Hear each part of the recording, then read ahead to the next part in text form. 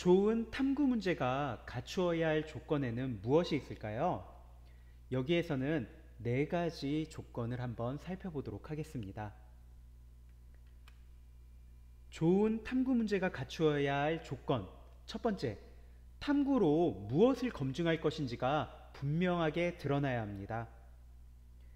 무엇을 탐구하려는 것인지가 분명하게 드러나야 탐구 과정에서 목표와 비교하여 탐구를 바르게 수행하고 있는지를 점검할 수 있고 그 과정도 평가할 수가 있습니다. 예시 탐구 문제 두 개가 있는데요. 하나하나 살펴보면서 어느 것이 탐구 문제로 좋은지 그리고 무엇을 검증할 것인지가 분명하게 드러났는지 한번 살펴보도록 합시다. 첫 번째, 모래시계에 대한 탐구. 두 번째, 모래시계의 모래 알갱이 크기가 측정 시간에 미치는 영향. 둘 중에 어느 것이 무엇을 검증해야 될지 분명히 드러나나요? 네. 두 번째, 모래시계의 모래 알갱이 크기가 측정 시간에 미치는 영향이 되겠죠. 그래서 모래시계에 대한 탐구는 무엇을 검증할지가 분명하지가 않아요. 모래시계의 무엇을 탐구한다는 것인지 분명하지가 않죠. 그에 반해 두 번째 것은 모래 알갱이 크기가 크냐 작으냐에 따라서 측정 시간에 어떻게 영향을 미칠지 이런 것을 탐구하겠다는 무엇을 검증할 것인지가 분명하게 드러나 있죠. 그래서 좋은 탐구 문제는 무엇을 검증할지가 분명하게 드러나야 한다는 것 알아두도록 할게요. 좋은 탐구 문제가 갖추어야 할 조건 두 번째, 스스로 탐구할 수 있는 문제여야 합니다. 스스로 탐구할 수 없다면 좋은 자유탐구 문제라고 할 수 없습니다.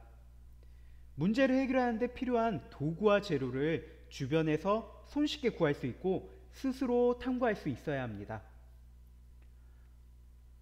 예시 탐구 문제 두 가지가 있는데요. 둘 중에 스스로 탐구할 수 있는 문제는 무엇일까요? 무중력 상태에서 종이 비행기를 날릴 수 있을까?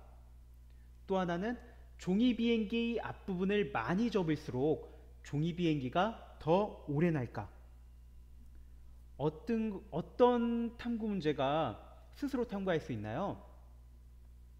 네, 아래쪽에 있는 탐구 문제가 되겠죠. 이것도 종이 비행기 앞부분 많이 접을수록 비행기가 더 오래 날까? 스스로 할 수가 있겠죠. 종이 비행기 앞부분을 한 번 접었을 때, 두 번 접었을 때 이렇게 날려서 어느 것이 더 오래 나는지 우리 알아볼 수가 있겠고요. 그런데 무중력 상태에서 종이 비행기를 날릴 수 있을까? 스스로 탐구하기가 조금 어려운 문제가 되겠네요. 무중력 상태를 만들어야 하잖아요. 예, 그래서 좋은 탐구 문제는 스스로 탐구할 수 있는 문제여야 한다는 것도 알아두도록 하겠습니다. 좋은 탐구 문제가 갖춰야 할 조건 세 번째, 넓은 범위의 탐구 문제는 축소하여 구체화해야 합니다. 범위가 넓은 문제를 선택하면 끝까지 탐구하기가 어려울 수 있기 때문에 최대한 범위를 좁혀 탐구 문제를 구체화해야 합니다. 두 가지 탐구 문제가 있는데요. 어느 것이 구체적인 그리고 탐구 문제를 축소해서 한 탐구 문제일까요? 네. 식물이 잘 자라는 온도는 몇 도일까? 어떤가요? 범위가 너무 넓죠. 식물의 종류가 너무 많으니까 어떻게 해야 될지 범위가 넓어서 우리가 탐구 문제의 범위가 너무 넓어서 하기가 좀 어려울 것 같습니다. 그런데 아래쪽 딸기가 잘 자라는 온도는 몇 도일까? 이거는 범위를 축소를 했죠. 그리고 구체화했고요. 식물 중에서도 딸기만 잘 자라는 온도가 몇 도일지 우리가 탐구해보는 그런 것이 되겠죠. 그래서 여기에서는 너무 넓은 범위의 탐구 문제는 축소하고 구체화해야 된다는 거 꼭 기억해 두도록 할게요. 마지막 네 번째, 좋은 탐구 문제가 갖춰야 할 조건입니다. 간단한 조사로 쉽게 답을 찾을 수 있는 탐구 문제는 선택하지 않습니다.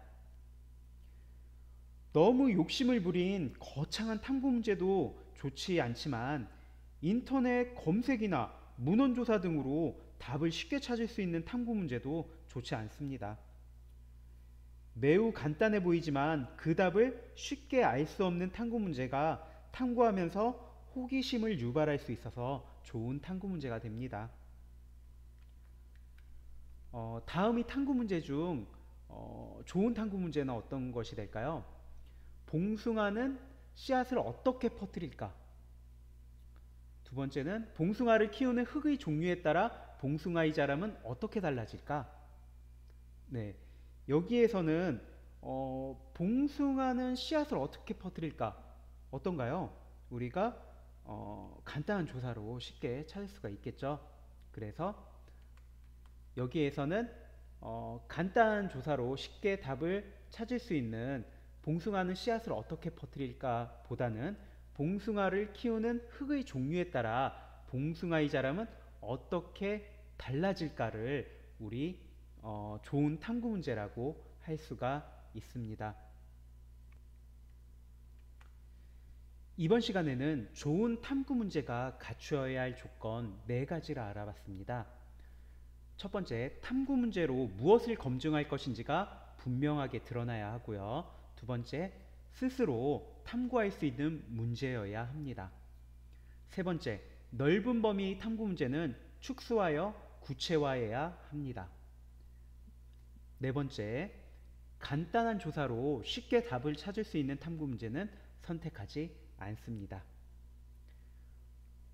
여러분들도 이런 좋은 탐구 문제가 갖춰야 할 조건을 하나하나 체크하면서 한번 좋은 탐구 문제를 정해보도록 하세요.